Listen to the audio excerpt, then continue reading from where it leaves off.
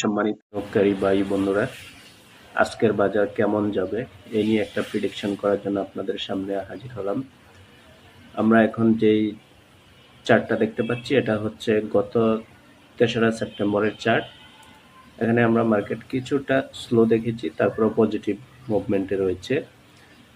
এখানে আমরা দেখতে পাচ্ছি যে ব্যাংক সেক্টরের টাকার পরিমাণ বেড়েছে, তাই বলা যেতে পারে আজকে 4 তারিখে আমাদের ব্যাংকিং সেক্টরের কিছু শেয়ার বাড়তে পারে।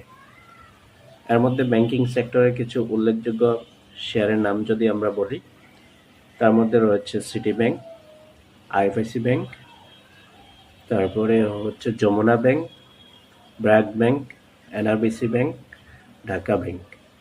এই ব্যাংকগুলোর প্রতি আপনারা নজর রাখতে পারেন। আজকে মার্কেট পজিটিভ যাবে। ব্যাংক সেক্টর এবং সিমেন্ট সেক্টরের শেয়ার উত্থানে থাকার সম্ভাবনা রয়েছে এবং আগামী সপ্তাহে এই সেক্টর দিয়ে মার্কেট পজিটিভ রাখার সম্ভাবনা রয়েছে। ধন্যবাদ।